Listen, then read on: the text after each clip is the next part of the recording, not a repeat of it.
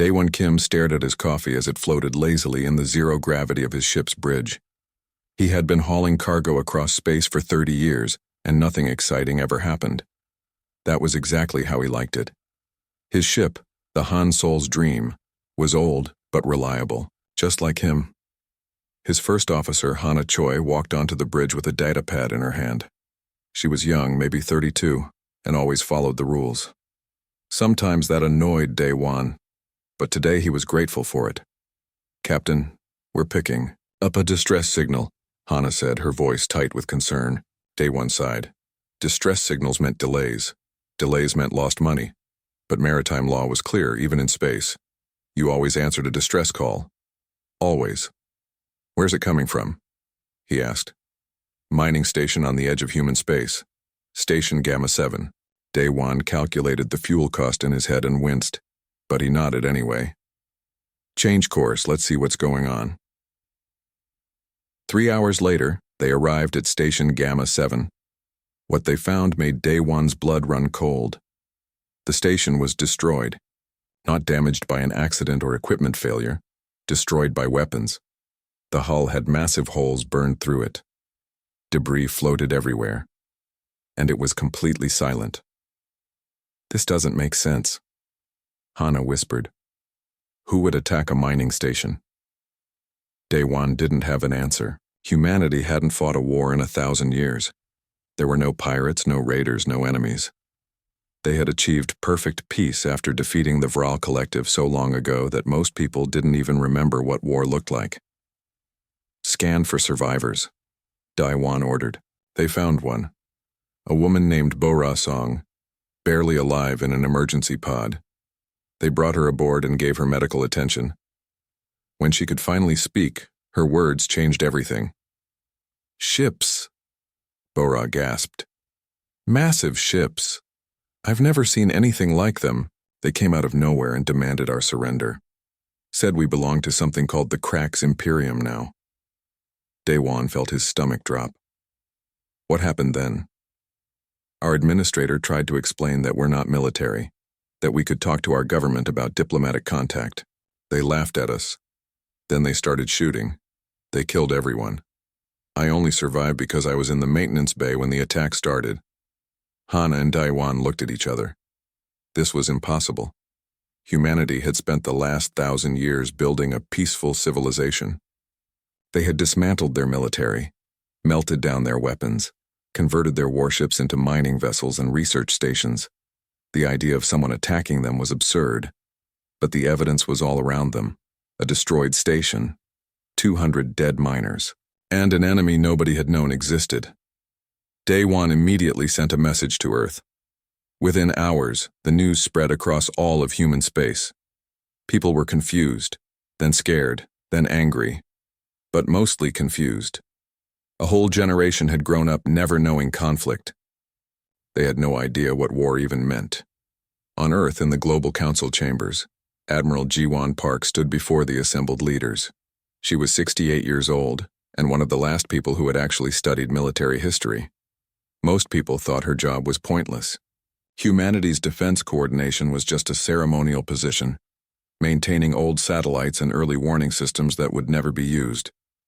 Until today. "Distinguished council members," Admiral Park began, her voice steady despite the chaos around her. "We have confirmed reports of hostile alien contact. The Cracks Imperium has destroyed 3 more stations in the past 6 hours. Total casualties now exceed 500 civilians." The council erupted in shouting. Some demanded immediate diplomatic contact.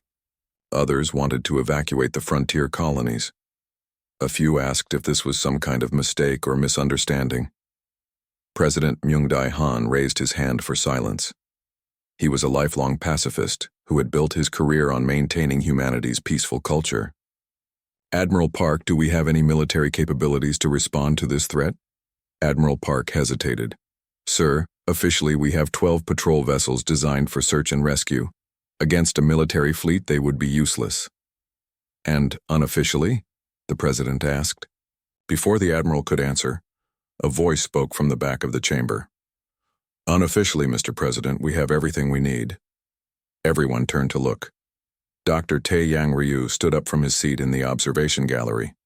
He was a cultural historian, 41 years old and known for his strange obsession with humanity's military past. Most people considered him eccentric at best. Dr. Ryu, this is a closed session, President Han said firmly. I know, Mr. President, but I've spent 20 years studying our sealed archives. I know things about humanity's past that most people have forgotten, things we tried to forget. Dr. Ryu walked down to the council floor, his eyes bright with an emotion that looked almost like excitement. May I speak? The president looked at Admiral Park, who nodded slowly. Let him speak. Dr. Ryu pulled up a holographic display. It showed a star map from 1,000 years ago. This is the Veral Collective's territory at its peak. They controlled hundreds of star systems, thousands of worlds. They had fleets that could blot out suns. He changed the image to show current human space. The territories matched exactly. The Veral didn't just disappear, we erased them, every single ship, every single colony, every single soldier. It took us 30 years of constant warfare, but we didn't stop until they ceased to exist. The council chamber fell completely silent. Then we looked at what we had become. Dr. Ryu continued quietly. We had developed weapons that could destroy entire planets. We had become so efficient at killing that we scared ourselves. So we made a choice. We would never wage war again. We dismantled our military, sealed our weapons, and spent 1,000 years trying to forget what we were capable of. But we didn't destroy everything, did we? Admiral Park asked, understanding dawning in her eyes. No. Dr. Ryu smiled. We just hid it. The warships are still there, sealed in automated facilities. The weapons foundries are still running, disguised as civilian factories. Even Argus, the AI that manages all our logistics and communications, was originally designed as a military command network. It's all still there, waiting. Across the galaxy, the Krax fleet was advancing deeper into human space. War Coordinator Velth studied the intelligence reports with satisfaction. The humans had no military, no weapons, no defenses. This would be the easiest conquest in Krax history. His intelligence officer approached nervously. Sir, our researchers have been investigating something strange. The Veral Collective used to control this entire region of space, but there are no records of what happened to them. They just vanished.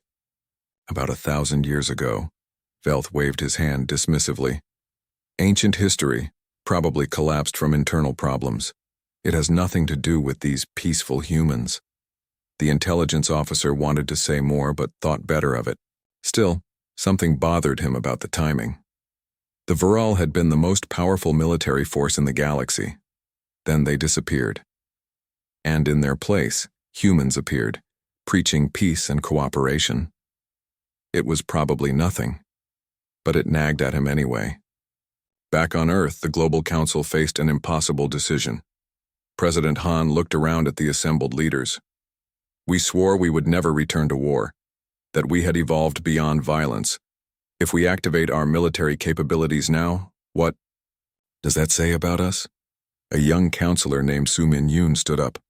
Mr. President, 500 of our people are dead, not soldiers, civilians, miners and scientists and families. They died because we chose to be defenseless. Peace is beautiful, but it only works when both sides choose it. The Krax have made their choice very clear. The vote was called. By a margin of 67 to 33, humanity chose to reactivate its military protocols. Admiral Park walked to the Defense Coordination's main computer and spoke the activation codes recovered from the ancient archives. Argus Protocol Midnight Sun. Authorization, Sentinel Prime. For a long moment, nothing happened. Then, across thousands of light years, systems began to wake up. Hidden weapons factories activated.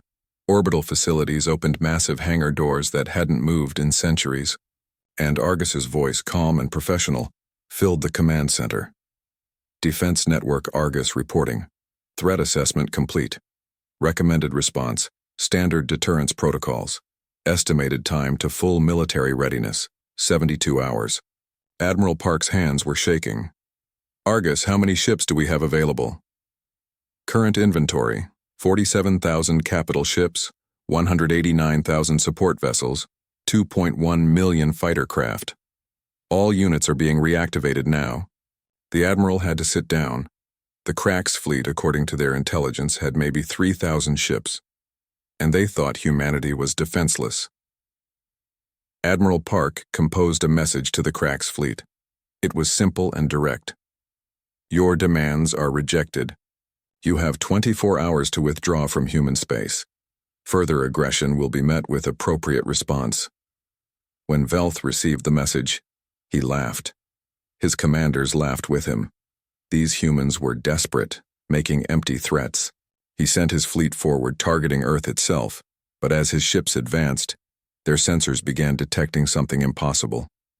Ships were appearing throughout human space, thousands of them, tens of thousands. More warships than the Cracks had seen in their entire history of conquest. The reactivation happened faster than anyone expected. All across human space, people watched in amazement as their peaceful civilization transformed overnight. The mining station that processed asteroids suddenly deployed weapons platforms. The research vessel studying distant stars opened hidden launch bays. Even the civilian cargo hauler that delivered groceries to frontier colonies had military-grade engines hidden beneath its hull. Daewon Kim stood on the bridge of his ship, now registered as the destroyer Merchant's Revenge, and couldn't quite believe what had happened. 3 days ago he was hauling agricultural supplies. Now he commanded a warship with weapons that could destroy a small moon. His crew, all former merchants and traders, were being trained by Argus through neural interface helmets. This is insane, Hana said, looking at the weapons console that had emerged from what used to be her navigation station. I was a cargo coordinator last week. Now I'm a tactical officer? Argus says you're good at it, Daewon replied, reading the AI's assessment. Your experience with logistics makes you excellent at calculating firing solutions. Apparently, coordinating cargo deliveries and coordinating missile strikes use very similar skills. Hana laughed nervously. That's either brilliant or terrifying. I can't decide which. Similar conversations were happening throughout human space. People were discovering that their civilian skills translated surprisingly well to military operations.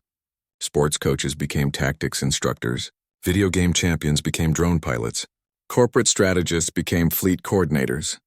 Humanity hadn't been training for war, but they hadn't exactly been idle either. Dr. Taeyang Ryu stood in the newly opened military archives, surrounded by 1,000 years of sealed history. He was reading through combat reports from the Veral War, and what he found made him understand why humanity had chosen to forget. The Veral had been terrible opponents. They were bigger than humans, stronger, and had natural armor plating. They should have won. But humanity had one advantage that proved overwhelming. They never stopped adapting. Every time the Veral developed a new weapon or tactic, humans countered it within weeks. Every time the Veral thought they understood human warfare, humans changed the rules. The final battle of the war had involved weapons so destructive that humanity had voluntarily sealed the technology forever. Dr. Ryu found references to something called vacuum collapse generators that could essentially delete matter at the quantum level. The Veral homeworld had been rendered permanently uninhabitable. Not burned or bombed, but removed from existence in a way that violated every ethical standard humanity claimed to hold. We didn't just defeat them, Dr. Ryu muttered to himself. We made an example of them. We showed the galaxy what happens when you threaten humanity. Then humanity looked at what they had become and made a different choice. They would be better than that. But now, 1,000 years later, someone had forced them to remember. Admiral Jiwon Park was coordinating the fleet mobilization from Earth's Defense Coordination Center.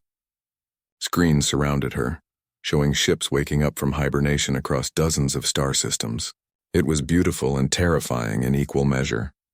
A young lieutenant approached her.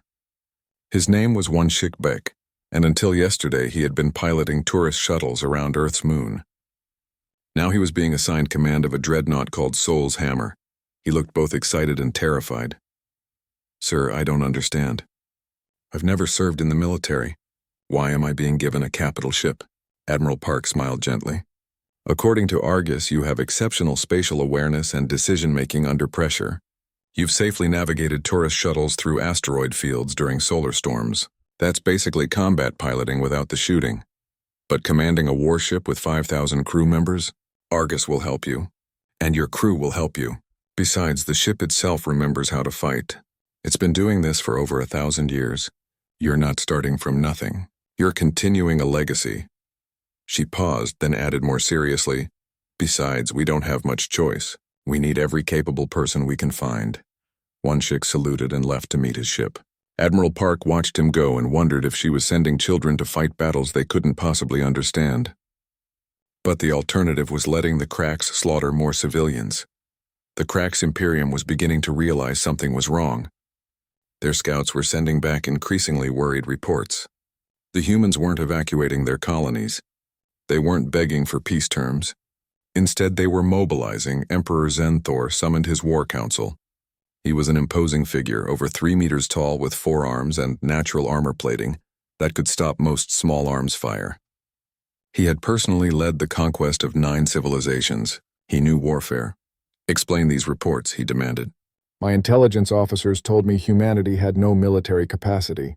"Now my scouts are detecting thousands of warships. Where did they come from?" War Coordinator Velth stepped forward, though he looked far less confident than he had a week ago. "Majesty, it appears our intelligence was incomplete." The humans did not lack military capacity. They simply chose not to use it. Their warships were hidden in automated storage facilities. Their weapons foundries were disguised as civilian industry. So they deceived us? No, Majesty. I don't think they were trying to deceive anyone. I think they genuinely forgot what they were, until we reminded them. The Emperor slammed his fist on the table. "It doesn't matter. We still outnumber them. Our soldiers have combat experience. Their people are merchants and artists playing at being warriors. We will crush them." But in the back of the room, the intelligence officer who had asked about the Veral was reviewing ancient records. He had finally found something. A single line in a diplomatic report from 1,200 years ago. It was from a Veral commander, sent just before all Veral communication ceased forever. The message was simple. "We have made a terrible mistake. The humans are not prey. They are apex predators, and we have made them angry." The intelligence officer tried to show this to his superiors, but they dismissed him. Ancient history had no bearing on current military reality. Besides, the Emperor had already committed to the invasion. There was no turning back now. On Earth, the Global Council received the Cracks Emperor's official response to humanity's warning. It was broadcast across all channels so everyone could hear it. Emperor Zenthor's voice was full of arrogance and certainty. "Humans, your pathetic threats do not frighten us. We have conquered 17 civilizations. You will be the 18th. Surrender now and accept your place as subjects of the Cracks Imperium. Resist and be destroyed. You have 48 hours to comply." The council chambers erupted in outrage. Some members wanted to respond with diplomatic language. Others wanted to ignore the message entirely. But Dr. Taiyang Ryu had a different suggestion. "Send them this," he said, typing quickly on his datapad. The message was short and simple. "To the Cracks Imperium. Your demands are rejected. You have 24 hours to withdraw from human space. Further aggression will be met with appropriate response. P.S. You should ask yourself why there aren't any Veral around anymore." President Myungdae. Han looked at the message and smiled despite himself. "You're being subtle as a brick, Dr. Ryu." "Sometimes subtlety is wasted," Dr. Ryu replied. "Send it."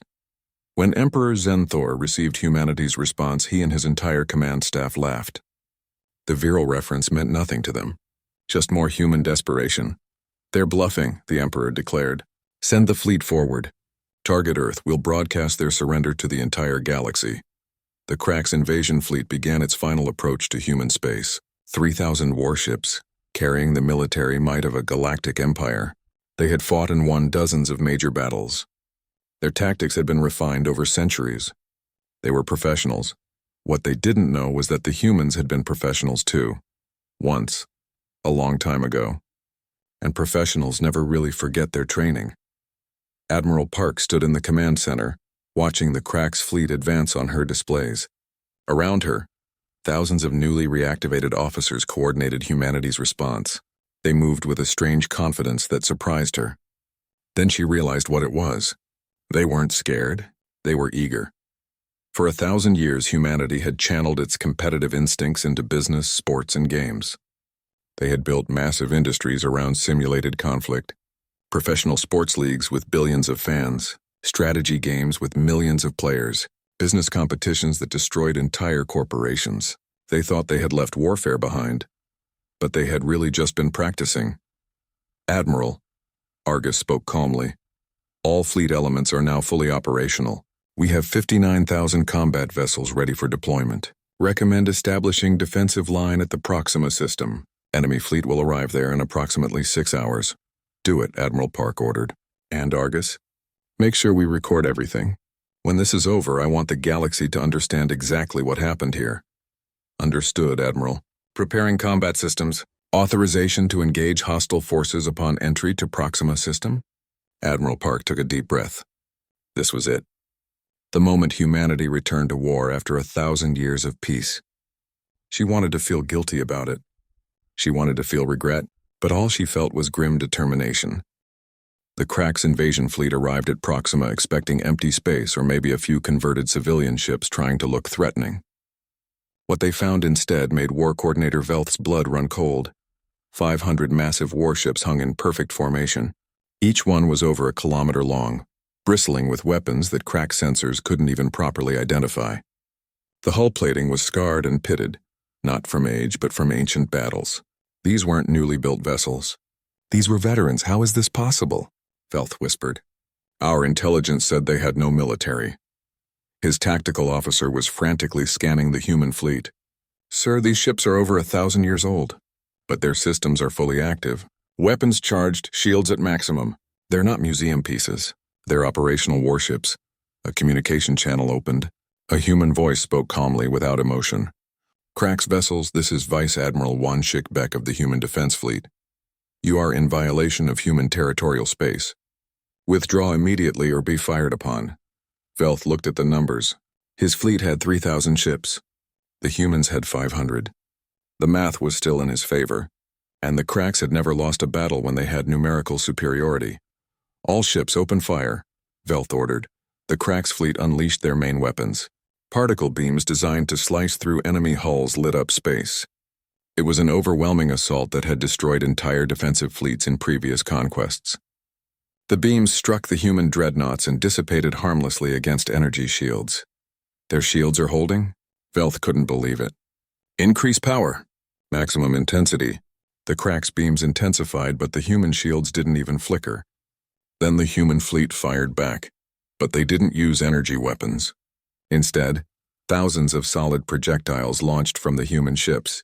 Tungsten carbide slugs, each one accelerated to 90% of light speed. The Krax shields, designed to deflect energy, were useless against solid matter moving that fast. The projectiles punched through Krax ships like they were made of paper. Explosions erupted across the Krax formation. Ships died in seconds, and the humans kept firing with mechanical precision. "Evasive maneuvers," Velth screamed. "Break formation and attack from multiple angles." The Krax fleet scattered, trying to use their superior numbers to flank the human formation. It was a sound tactical decision. Against any other opponent it would have worked, but the human fleet moved in perfect coordination. Every ship knew exactly where every other ship was. They adapted to the Krax maneuvers instantly, maintaining overlapping fields of fire. It wasn't human commanders making these decisions. It was Argus, coordinating all 500 ships with the processing power of a military AI designed specifically for fleet combat. Aboard the dreadnought Sol's Hammer, Vice Admiral Wanshik Beck watched the battle unfold with a strange mixture of horror and fascination. 3 days ago he was a tour guide. Now he was commanding a warship in the largest space battle in 1,000 years, and somehow it felt natural. His tactical officer, Lieutenant Young Mi Shin, called out targeting data without hesitation. 3 Krax destroyers attempting to flank us bearing 227. Firing solution calculated. Permission to engage? "Fire," Wanshik ordered. The words came easily, like he had been saying them his whole life. Young Mi's fingers danced across her console. Kinetic kill vehicles launched from the Sol's Hammer. 3 Krax destroyers died before they could even get into firing range.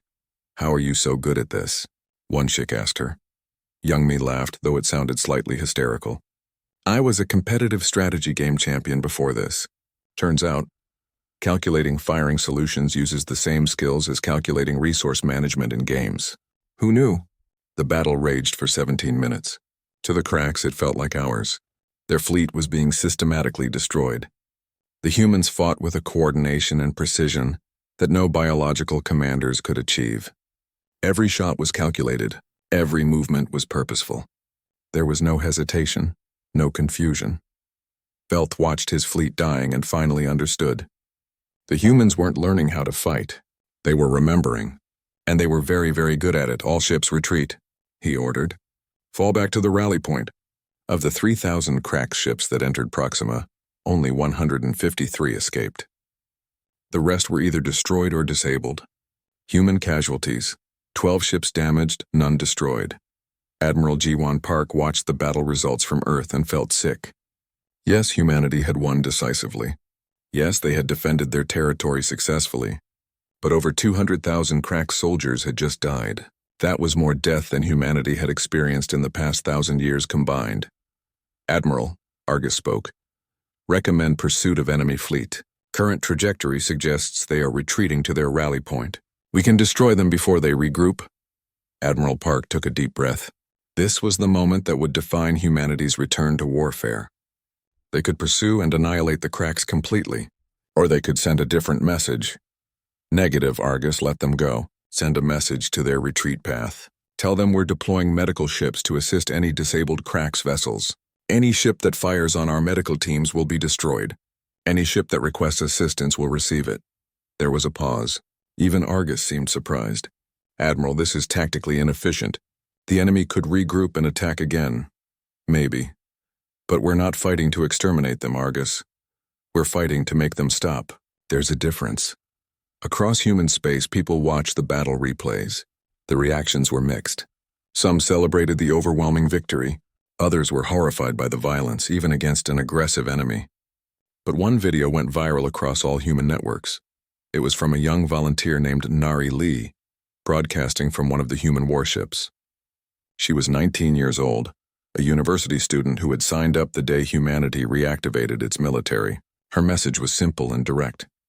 People keep asking if we're okay after the battle, if we're traumatized or scared. Honestly, we're laughing, not because death is funny. We lost good people today and that matters. But we're laughing because the cracks studied us for years and completely missed what we were. They thought peace made us weak. They thought 1,000 years of civilization made us soft. They were so wrong. That's not scary. That's hilarious. The video captured something essential about humanity's reaction to the war. They weren't thrilled about fighting, but there was a dark humor in how badly the cracks had miscalculated. The surviving crack ships reached their rally point and immediately sent emergency messages back to their empire. Emperor Zenthor received the reports with growing disbelief. 95% casualties against a species that supposedly had no military. This is impossible, the Emperor said. Velth, explain this disaster. War Coordinator Velth, who had barely escaped with his life, stood before the Emperor with his head bowed. Majesty, our intelligence was fundamentally wrong. The humans aren't returning to warfare. They never left it. They simply chose not to use their capabilities. For 1,000 years, they maintained their entire military infrastructure in secret. Their warships, their weapons, their tactics, everything was preserved perfectly. Then we commit everything, the Emperor declared. Mobilize the entire Imperial fleet. 50,000 ships. We will overwhelm them with pure numbers. The intelligence officer, the one who had been researching the Veral, finally spoke up. Majesty, I must advise against this. I have completed my research on what happened to the Veral Collective. They were not simply defeated. They were eradicated. Every ship destroyed. Every colony eliminated. Every planet rendered uninhabitable. The humans didn't just win that war. They erased an entire civilization from existence. And then they chose to never speak of it again because they were horrified by what they had become. The Emperor waved his hand dismissively. That was 1,000 years ago. These modern humans are soft. They sent medical ships to help our wounded. That's not the action of ruthless warriors. Respectfully, Majesty, that's exactly the action of warriors who know they've already won. They can afford mercy because they're not afraid of us. The Emperor stood up, all four of his arms gesturing angrily. We have conquered 17 civilizations. We will not be intimidated by one battle. Mobilize the fleet. We attack in 1 week. And this time we target Earth directly. We'll see how merciful they are when their homeworld is under siege. Back on Earth, Dr. Taeyang Ryu was reviewing the battle data and the Crack's communications they had intercepted. He could see what was coming. The Crack's Emperor was too proud to accept defeat. He would commit everything to one final battle. Dr. Ryu pulled up humanity's current military status. 59,000 warships fully operational. 2 million fighter craft. Defensive platforms around every major colony. And Argus coordinating it all with perfect efficiency. The Cracks were going to send 50,000 ships. They thought that would be overwhelming force. Dr. Ryu almost felt bad for them. Almost. He composed a message to Admiral Park. Admiral, recommend we prepare for a decisive engagement. The Crack's Emperor will commit his entire fleet. This will be their last chance to win. And our last chance to end this without total war. Whatever happens in the next battle will determine the future of human-alien relations for the next 1,000 years. The Helios cluster was empty space halfway between Earth and Crack's territory. It had no planets, no resources, no strategic value, but it would become the most famous location in the galaxy for what was about to happen there. 50,000 Crack's warships arrived first, arranging themselves in a massive battle formation that stretched across millions of kilometers. Emperor Zenthor commanded from his flagship at the center. This was the entire military might of the Crack's Imperium, pulled from garrison duties across 17 conquered civilizations. Everything depended on this battle. Then the human fleet arrived. 59,000 warships plus support vessels and fighters. They didn't spread out. They formed up in tight formations with overlapping fields of fire. Argus coordinated every ship, creating a defensive wall of steel and firepower. For a long moment, the two fleets just stared at each other across the void. Over 100,000 warships. Millions of soldiers. The largest space battle in galactic history was about to begin. Emperor Zenthor broadcast one final message. Humans, this is your last chance. Surrender now and accept our rule. You will be treated fairly as subjects of the Crack's Imperium. Resist and every one of your ships will be destroyed. Choose wisely. Admiral Jiwan Park's response was simple. We decline. The battle began instantly, but not with speeches or warnings. Argus launched the first strike before any human could even give the order. Millions of kinetic projectiles fired simultaneously from every human ship. A wall of tungsten carbide death traveling at near light speeds. The Crack's fleet's defensive formation shattered. 4,000 ships died in the first 30 seconds. Explosions lit up space like a new sun. The coordination was perfect. Every shot calculated for maximum effect. But the Cracks weren't helpless. Emperor Zenthor immediately adapted, ordering his fleet into a dispersed attack pattern. The Crack ships spread out and began a fighting retreat, trying to draw the humans into a trap. They deployed thousands of space mines and positioned ambush units in the asteroid fields. Admiral Park recognized the tactic immediately. She had studied it in the old military archives. It was effective against aggressive opponents. But she didn't take the bait. All ships maintain formation. Do not pursue. Let them come to us. Argus confirmed her decision. Recommended course of action. Enemy is attempting to separate our fleet. Maintaining cohesion provides maximum combat effectiveness. The battle settled into a brutal slugging match. The Cracks would attack in waves, trying to overwhelm sections of the human line. The humans would hold position and destroy each wave with precise, coordinated fire. It was terrible and beautiful at the same time. Aboard the Soul's Hammer, Vice Admiral Wonshik Bayek was experiencing something he never expected. He was completely calm. Ships were exploding all around him. Thousands of people were dying every minute, and he felt like he was exactly where he was supposed to be. Sir, the Cracks are deploying their elite attack squadrons, Lieutenant Youngmi reported. 5,000 fast attack craft heading directly for us. Wonshik watched the approaching ships on his display. They were called carnivore packs by the Cracks. Small, fast vessels designed to swarm and overwhelm larger ships. They had destroyed entire defensive fleets in previous Cracks conquests. Argus recommend countermeasure? Wonshik asked. Deploying fighter screen. Argus replied calmly. 2 million fighter craft launching now. 2 million fighters. The number was staggering. Every human capital ship carried thousands of small craft. And they were all controlled remotely through neural interfaces, their pilots safe inside the larger vessels while their consciousness piloted the fighters through direct link. The carnivore packs ran straight into a wall of human fighters. What followed was chaos. Thousands of small craft twisting and turning through three-dimensional space, weapons firing in all directions. But the humans had one massive advantage. Their fighters didn't have to worry about pilot survival. They could make maneuvers that would kill any biological pilot. Of 5,000 Krax attack craft, fewer than 200 escaped. The human fighter screen returned to their carriers and prepared for the next wave. Emperor Zenthor watched his elite squadrons die and felt fear for the first time in his military career. Nothing was working. Every tactic, every strategy, every trick that had won him 17 civilizations was being countered before he could even complete it. "They're fighting like they can read our minds," his tactical officer said, voice shaking. "Because they can," War Coordinator Velth replied quietly. "Their AI is analyzing our every move and predicting what we'll do next. We're not fighting humans. We're fighting a machine intelligence that has studied warfare for 1,000 years, and it's coordinating 59,000 ships as if they were one." The Emperor made a desperate decision. He would lead a direct assault on the human flagship. If he could kill Admiral Park, maybe the human fleet would lose coordination. It was a gamble, but he had no other options. "All remaining ships follow me," the Emperor ordered. "We're going straight through their center. Target the human command vessel." 15,000 Krax ships, all that remained of their once mighty fleet, charged directly at the human center. It was suicide, but it was glorious suicide. The Emperor would go down fighting. Admiral Park watched the Krax charge on her displays. She could order her fleet to fall back, maintain distance, destroy them from range. But she made a different choice. "All ships, formation Alpha Prime. We meet them head-on," Argus queried. "Admiral, this will result in close-range combat.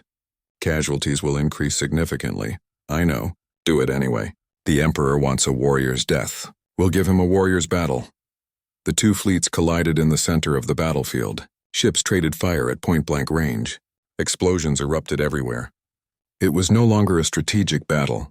It was a brawl. Vice Admiral Wanshik Bik saw his opportunity. The Emperor's flagship was exposed, its escorts destroyed by human fire. Wanshik made a decision that would have terrified his civilian self. "Prepare boarding pods. We're taking their flagship." "Sir, that's insane," Lieutenant Youngmi said, but she was already calculating the approach vector. "Insane worked against the Veral," Wanshik replied, accessing tactical data from wars he never fought. "Let's see if it still works." The Soul's hammer launched directly at the Emperor's flagship. Point defense systems from both sides filled space with fire, but the massive human dreadnought pushed through, taking damage but not stopping. At the last moment, Wanshik released boarding pods. 200 human soldiers in powered armor breached the Krax flagship through 3 different access points. Leading one boarding team was volunteer Nari Lee, the 19-year-old university student who had gone viral with her video, was now storming an alien flagship. In the middle of the largest space battle in history, if anyone had told her this would be her life 3 weeks ago, she would have laughed. But now, wearing powered armor and carrying weapons designed for the Veral War, she felt completely focused. The Krax tried to stop them. They were bigger, stronger, and more numerous. But the humans were faster, better coordinated, and fighting with equipment designed for total war.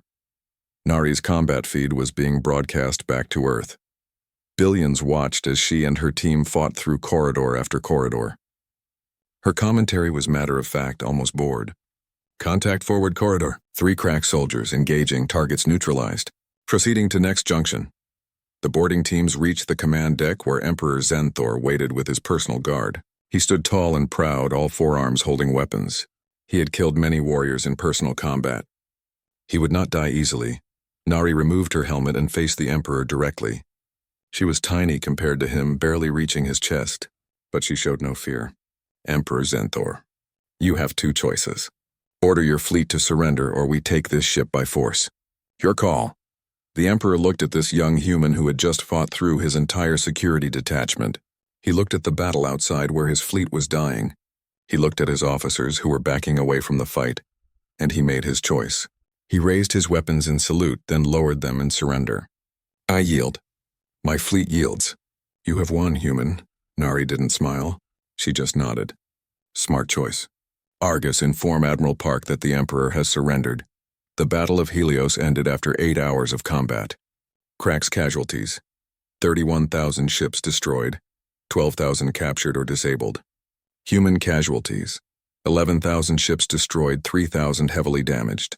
It was the most decisive military victory in recorded galactic history. Admiral Park immediately ordered medical ships deployed to assist the wounded from both sides.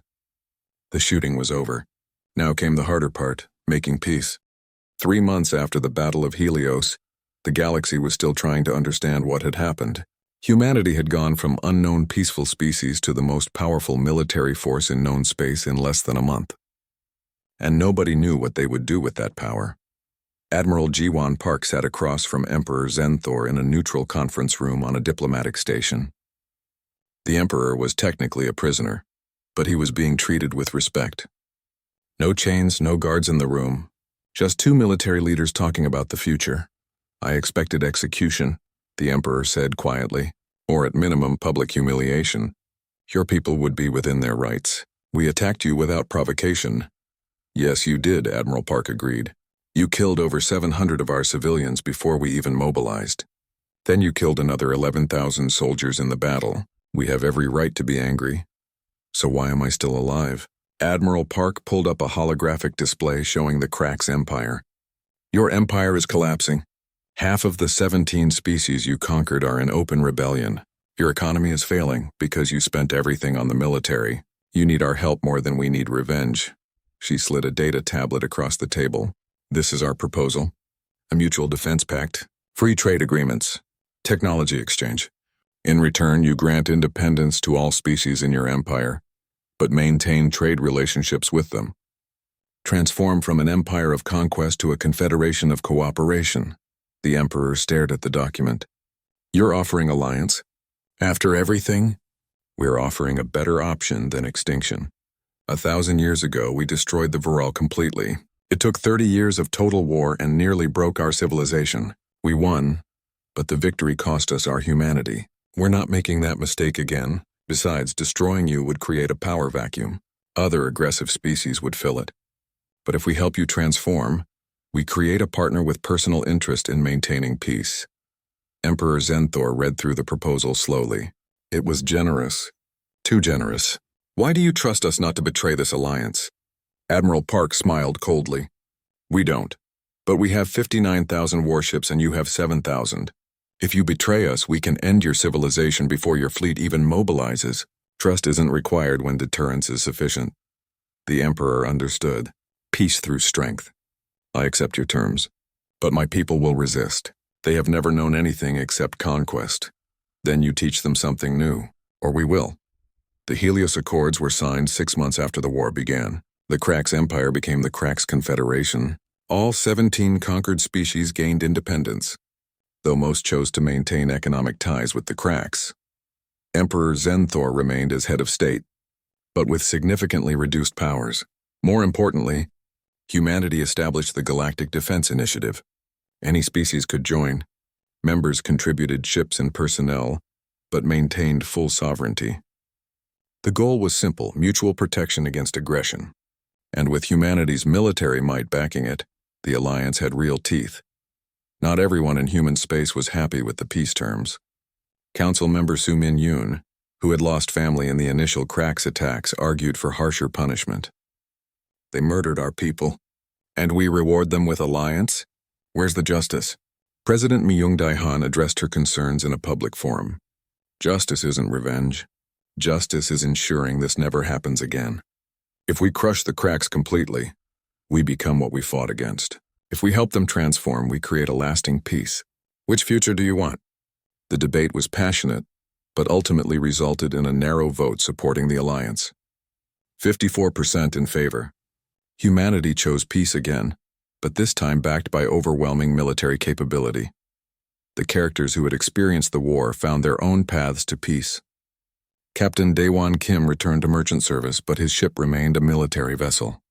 He now ran trade routes between human and Cracks space, protected by joint patrol squadrons.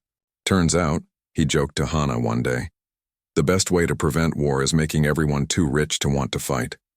Vice Admiral Won-shik Baek chose to remain in the military. He was appointed commander of the new Joint Military Academy, where humans, cracks, and other species trained together. His philosophy was simple. We teach them how to fight so they understand the cost, and we teach them when not to fight so they understand the value. Dr. Taiyang Ryu became director of the Institute for Conflict Studies. His mission was to document all of human military history, including the Veral War, and make sure it was never forgotten again. We tried to forget our capacity for violence, he said in his inaugural speech, and we nearly paid the price. Now we remember, not to glorify war but to prevent it. Nari Lee had the hardest adjustment. She had become famous across the galaxy as the soldier who captured an emperor, but she was still just 19 years old. She returned to university, trying to figure out who she was when she wasn't fighting. She wrote her final paper for Dr. Ryu's class on one question: can a species good at violence choose peace? Her conclusion was simple but powerful. Not just can, must, because being capable of violence isn't the same as being defined by it. Humans are good at many things.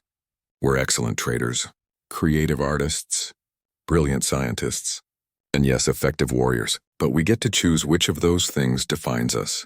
The cracks forced us to be warriors for a while, but we chose to return to being everything else as well. 1 year after the war, a ceremony was held at the site of the Battle of Helios. A station had been built from salvaged wreckage of both human and crack ships. It served as headquarters for the Galactic Defense Initiative. Emperor Zenthor gave a speech that surprised everyone. My empire came to human space expecting easy conquest. We believed peace made them weak. We learned at terrible cost that peace is not weakness. It's a choice that requires more strength than warfare ever did. The humans could have destroyed us. Instead, they offered us something better. They offered us a chance to be better. President Myung-Dae Han responded, "For 1,000 years, humanity chose peace, not because we couldn't fight, but because we knew fighting's true cost. The cracks forced us to fight again. But instead of returning to eternal war, we've chosen to extend our peace to include former enemies. This is not weakness. This is strength." The ceremony concluded with the unveiling of a memorial. It was a piece of hull plating from both a human and crack ship, fused together by weapons fire during the battle. The inscription read, "The 1,000-year peace ends here. The eternal peace begins here." The galaxy watched humanity carefully. Some species sought alliance immediately, attracted by human military power and economic strength. Others remained suspicious. A species that could wage such devastating war and then choose peace was either incredibly wise or dangerously unpredictable. But the 17 species formerly conquered by the cracks had no doubts. They embraced humanity with genuine gratitude. They had gained freedom not through their own rebellions but through humanity's victory and mercy. Dr. Taeyang Ryu was interviewed by Galactic Media about what made humans unique. His answer became famous. Humans didn't evolve as warriors or pacifists. We evolved as adaptable survivors. We can cooperate peacefully when that serves us, and we can wage total war when necessary. The key is that we choose. We're not controlled by instinct or programming. We decide who we want to be, and right now we've decided to be peaceful, but everyone knows we could choose differently if forced to. 2 years after the war, Daewon Kim was hauling the first major trade shipment between human and crack space. His ship, the Merchant's Revenge, was escorted by a joint patrol squadron with both human and cracks vessels working together. Hana Choi looked at the mixed patrol and smiled. "Think it'll last?" "The peace?" Daewon considered while checking their navigation. "I think we'll try our best to make it last. And if someone threatens it again?" He grinned. "Well, now everyone knows what happens when you wake a sleeping dragon. Think anyone will be stupid enough to try?" "Someone always is, but next time they won't be facing just humans. They'll be facing everyone who chose peace over conquest." He paused. "Besides, war is bad for business, and humans really like business." As their ship jumped to faster-than-light travel, the view pulled back to show the growing network of trade routes, patrol squadrons, and diplomatic stations linking dozens of species. Humanity's second peace was taking root, not through forgetting their capability for violence, but through remembering it while choosing not to use it. On Earth, in the Defense Coordination Center, Admiral Ji-Won Park reviewed the daily status reports. Argus displayed information calmly. "All systems nominal. No threats detected. Galactic Defense Initiative operating at optimal efficiency. Human fleet maintaining 75% active readiness. Recommendation: continue current peacetime protocols. Admiral Park nodded. 75% active readiness meant that most of humanity's warships were back in storage. Maintained but not actively crewed, volunteers had returned to civilian life. The massive military mobilization was winding down, but not completely. 25% remained active, enough to respond to any threat, enough to remind the galaxy that humanity remembered how to fight. Argus, Admiral Park asked, if we had to mobilize again, how long would it take?